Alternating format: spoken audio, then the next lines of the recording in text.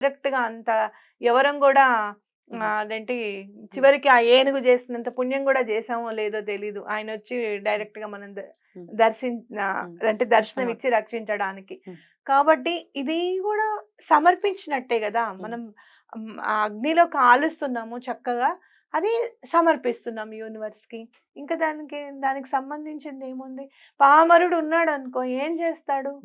నీకు హోమం చేయడానికి రాదు, నీకంత టైం లేదు, నీకంత శక్తి లేదు, ఆర్థికంగానూ లేదు, పిలిచి చేయడానికి కూడా నువ్వు అశక్తుడివి. అప్పుడు ఏం చేయాలి? అప్పుడు ఈ రెమెడీ చేయాలి. అయితే మనకి వర్క్ అయిపోయింది. మేము వర్క్ అయిపోయినప్పుడు వెంటనే నాయన ఈరోజు ఇవాళ ఈ పని అయిపోయిన వెంటనే యాదగిరిగుట్టకు వచ్చేస్తామని స్వామికి చెప్పడం జరిగింది.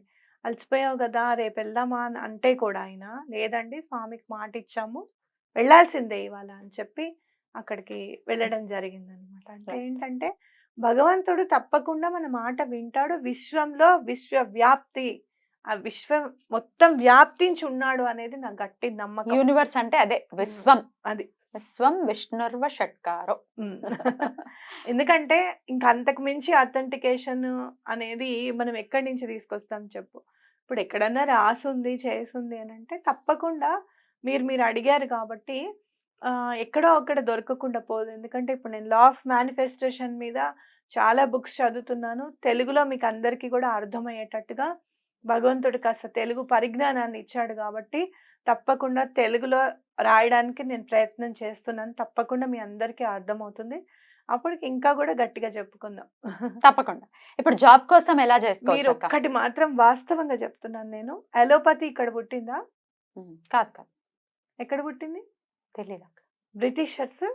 బ్రిటిషర్స్. అందుకనే కదా పాపం ఝాన్సీ రాణి భర్త ఏ మందైతే నా బిడ్డకి అందనీయకుండా చేశారో, బిడ్డకి మందు అందనీయకుండా చేస్తేనే ఆవిడ మొదట బిడ్డ చనిపోతాడనమాట, నెలల పిల్లవాడు.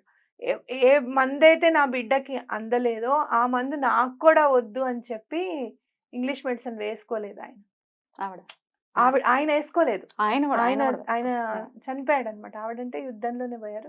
ఆవిడ ఆ భర్త వేసుకోలేదు అనమాట.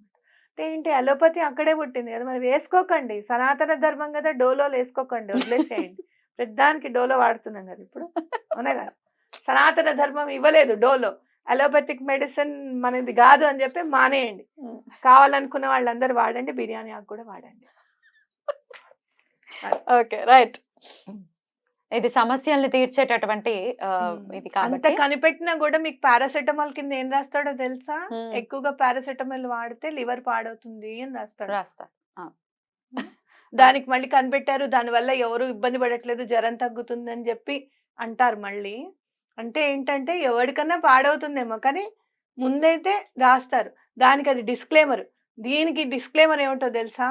పక్కవాడు నాశనం అయిపోవాలను, లేకపోతే ఇవాళ మా అమ్మ మా నాన్న ఒప్పుకోవట్లేదు, రేపు పొద్దున్నే నేను వాడితో పెళ్లి చేసేసుకోవాలను, ఇలాంటి కోరికలు మాత్రం నెరవేర్చదు.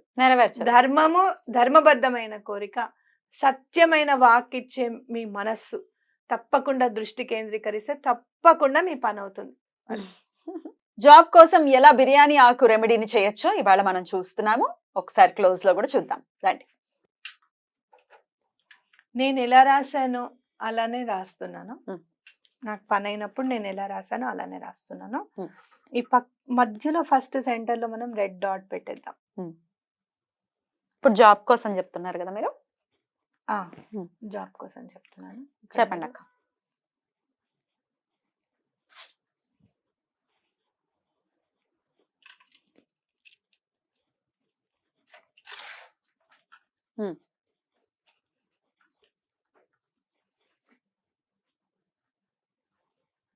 కనపడుతుందా? నేను చెప్తాను రాసిన తర్వాత. ఇక్కడ డాట్ పెట్టేసిన తర్వాత నేను ఏం చేశాను అంటే with the divine blessings of lord Shri Lakshmi Narasimha అని రాశాను. ఓకేనా? మీరు మీ ఇష్ట దైవంది రాసుకోండి. ఎవరైనా బాబా గారిని నమ్మితే తప్పకుండా with the divine blessings of Shri Shirdi Sai Baba గారు అని రాసుకోండి. ఓకే? దాని తర్వాత I got my dream job. మీరు ఎప్పటి వరకల్లా అంటే డేట్ రాసుకోండి. Okay.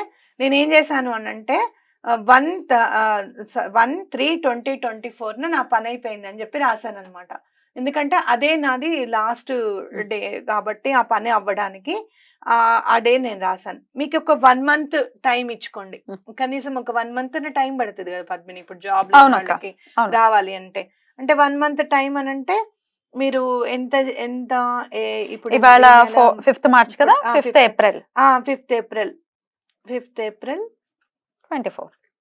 2024 I got my dream job by అని రాసుకోండి. ఓకే, బై అని పెట్టేసాడు. 1176 అని చెప్తూ ఉంటారు కదా, అదే రాయాలి. 1176 దండం పెట్టుకోవచ్చు, రాయాల్సిన అవసరం లేదు. ఒక్కసారి పెద్ద అక్షరాలతో ఇక్కడ రాస్తున్నాను. ఈ బిర్యానీ ఆకు మీద ఏదైతే నేను రాశానో అదే మీకు ఇక్కడ రాస్తున్నాను చూడండి. ఫస్ట్ ఏం చేస్తారంటే డాట్ ఇట్లా రౌండ్ డాట్ పెట్టుకోండి. ఓకే, పెట్టుకున్న తర్వాత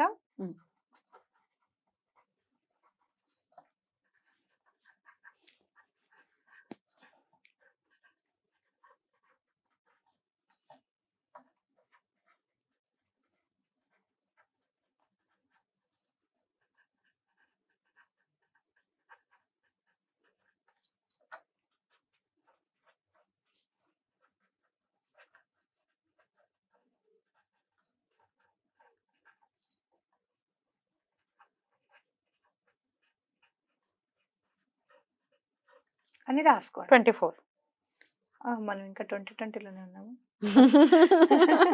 ఓకే ఓకే, రైట్ అక్క. ఇప్పుడు వేరే ఏ కోరికైనా చేసుకోవాలి అనుకుంటే ఇట్లాగేనాక వేరే ఇట్లా ఇంకా ఏ కోరికైనా, ఏ కోరిక ఏంటి అనేది తెలుగులో మీరు రాసుకోవచ్చు. ఒకవేళ తెలుగులో రాయాలనుకుంటే తెలుగులో నాకు నచ్చిన జాబ్, ఉద్యోగం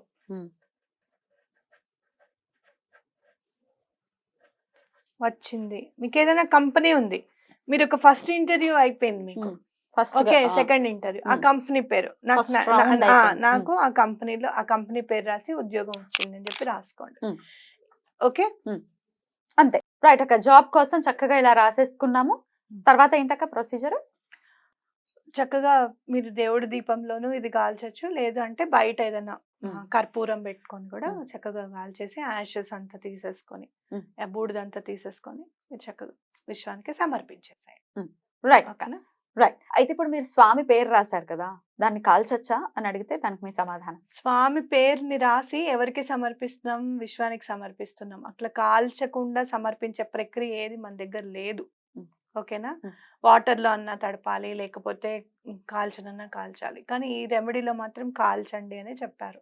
అయితే మనం ఏది కాల్చట్లేదు, మనకు వంట చేసుకోవడానికి ఇప్పుడంటే గ్యాస్ సిలిండర్ వచ్చింది అనుకో, కట్టెల పొయ్యి మీద వంట చేసుకోలేదా, బొగ్గులు కాల్చలేదా, కట్టెలు కాల్చలేదా, అవి వేసేటప్పుడు పూలు వేయట్లేదా, మనం చక్కగా పట్టు చీర సమర్పించట్లా అమ్మవారికి? అమ్మ అంత పెద్ద పట్టు చీర ఇచ్చేస్తున్నా అంటే అది మన అజ్ఞానం, అది అవునా కాదా? ఇద్దామక్క ఇవాళ చిల్కాకు పచ్చి చీర ఇద్దామని అన్నావు నువ్వు. అవునవును ఇద్దామంటే చిల్కాకు పచ్చిలో రంగులో ఆ జ్వాల రాగానే ఎంత హ్యాపీగా ఫీల్ అయ్యాం మనము. మా అమ్మవారు కట్టుకుందన్నంత హ్యాపీగా ఫీల్ అయ్యాం, అవునా కాదా? అలానే స్వామి దగ్గరికి అది ఎలా వెళ్ళాలి, ఎలా చేరుకోవాలి? అలా అగ్ని భట్టారకుడు మాత్రమే చేర్చగలుగుతాడు ఏదైనా కూడా, కాబట్టి అది చేర్చాలి. సో ఉద్యోగం వచ్చింది అని డెఫినెట్ గా ఇది మనము కాల్చేటప్పుడు అయితే 1176 ఎలా యూటిలైజ్ చేయాలి, ఎట్లా చదవాలి, ఎట్లా ఎప్పుడు కాల్చాలి, ఎలా మనం మేనిఫెస్ట్ చేసుకోవచ్చు? ఇప్పుడు ఇది చేసేసిన తర్వాత ఇది కాల్ చేస్తాం కదమ్మా, సమర్పించేస్తాం. ఎలా సమర్పించాలి అంటే మామూలుగా పైకి ఊదేసేసి సమర్పించాలి. అయితే అప్పుడు యూనివర్స్కి థ్యాంక్స్ చెప్పాలి. థ్యాంక్ యూ 1176 నా కోరిక నెరవేర్చినందుకు చాలా థ్యాంక్స్ అని చెప్పుకోండి. తప్పకుండా మీ పని అవుతుంది. రైట్, జాబ్ రావడానికి ఎన్నాళ్ళు చేయాలి అంటే జాబ్ వచ్చేంత వరకు మినిమం టు మినిమం ఎన్ని డేస్? ఒక్కసారి చేసి ఊరుకోవచ్చు, లేదు అంటే కనుక 2-3 డేస్కి ఒకసారి చేసుకోవచ్చు. ఒకసారి చేసిన తర్వాత మనం కాన్సన్ట్రేషన్ అనేది మనకి ఎట్లా వస్తుంది, ఇంటర్వ్యూ కాల్స్ ఏమైనా వస్తున్నాయో మనకి అనేది చూసుకోండి. 5-6 డేస్లో కూడా కాల్ రాలేదు ఇంకా అని చెప్పినప్పుడు మళ్ళీ చేయండి, తప్పకుండా వస్తుంది. రైట్, బ్యూటిఫుల్ అక్క. మధ్యలో డాట్ ఎందుకు పెట్టారు? డాట్ సూర్య చంద్రులకి వాళ్లే సాక్షి అన్నమాట. ఈ కోరిక నెరవేరింది అని చెప్పడంలో వాళ్లే సాక్షిభూతులు కాబట్టి డాట్ సింబాలిక్ గా పెట్టా. బ్యూటిఫుల్ బ్యూటిఫుల్, థ్యాంక్స్ అక్క. ఒక్కసారి కోరిక తీరిన తర్వాత గ్రాటిట్యూడ్ ఎలా చూపించాలి? మీరు చక్కగా ఏదైనా ఒక అనాథాశ్రమం కానీ మీకు ఫస్ట్ మంత్ శాలరీ వస్తుంది కదా, ఫస్ట్ మీ తల్లిదండ్రులకి ఏదైనా ఇవ్వండి. అమ్మ మీరు నువ్వు ఏదైనా కొనుక్కో, నాన్న మీరు ఏదైనా కొనుక్కోండి అని. అలాగే తర్వాత దైవానికి సమర్పించడం. అలాగే ఏదైనా గురువుకి సంబంధించిన పూజ ఏదైనా చేయించుకోవడం. మీ ఇష్టం ఏదైనా మీకెలా అనిపిస్తే మనస్ఫూర్తిగా అలా విశ్వానికి అట్లా సమర్పించండి. ఏదైనా గుళ్ళో అన్నదానానికి కట్టడం, ఆర్ఫనేజ్ హోమ్‌లో చేయడం. మీ ఇష్టం మీరు ఎలా అయినా చేసుకోవచ్చు. యూనివర్స్ కి ఇవ్వటం. యూనివర్స్ యూనివర్స్‌కి అంటే ఇవ్వడం. విశ్వం. ఆ! విశ్వం అంటే సంతోషాన్ని 10 మందికి విష్ణువు. పంచితే అదే సంతోషం మన దగ్గరికొస్తుంది. తప్పకుండా తప్పకుండా. రైట్ అక్క. యూనివర్స్ అంటే కొంతమందికి అర్థం కావట్లేదు. అందుకే మళ్ళీ మళ్ళీ చెప్తున్నా. యూనివర్స్ అంటే ఏం లేదు, విశ్వము. విశ్వం అంటే విశ్వం అంతా విశ్వనాథుడు ఉంటాడు, లేదంటే విశ్వం అంతా విష్ణు ఉంటాడు. అంతేనా అక్క? అంతే. రైట్ అక్క. చక్కగా అందరూ ఉద్యోగాలతో రావట్లేదు, లేకపోతే ఉద్యోగంలో ఇంక్రిమెంట్ రావట్లేదు, లేకపోతే ఉద్యోగరీత్యా సమస్యలు ఎదుర్కొంటున్న వాళ్ళు చక్కగా ఈ రెమెడీ చేసుకోవచ్చు. అయితే ఉద్యోగాల్లో ఏమైనా ఇబ్బందులు, ఇంక్రిమెంట్ రావట్లేదు, హైక్స్ రావట్లేదు, లేకపోతే ఉద్యోగంలో శత్రువులు ఉన్నారు, ఇట్లాంటి విషయాలు అయితే ఎట్లా రాసుకోవాలి? శత్రువుది కాదు, ఉమ్. ఇంక్రిమెంట్స్ కి సంబంధించింది రాసుకోవచ్చు. ఉమ్. శత్రువుకి మళ్ళీ మనం ఒక ఎపిసోడ్ చేద్దాం. ఉమ్. చాలా మంది బాధపడుతున్నారు పాపం. ఆఫీస్‌లలో చాలా ఇబ్బంది పెడుతున్నారండి నన్నని చెప్పి చాలా మంది బాధపడుతున్నారు. తప్పకుండా నేను ఆ రెమెడీ చెప్తాను. రైట్. ఇది ఇంక్రిమెంట్స్ కోసం అయితే అక్క? ఇంక్రిమెంట్స్ కోసం అయితే మీరు పలానా ఇంక్రిమెంట్ నాకొచ్చిందని చెప్పి రాసుకోండి. తప్పకుండా మీకొస్తుంది. Right. అలా పనైన వాళ్ళందరూ కూడా కమెంట్ చేయండి. రైట్. కమెంట్ ఖచ్చితంగా చేయండి. డెఫినెట్ గా పాజిటివిటీని స్ప్రెడ్ చేసే టైం ఆసన్నమైంది కాబట్టి ఖచ్చితంగా let's spread the positive vibes everywhere. Right అక్క. Thank you so much. నమస్తే అక్క. నమస్తే.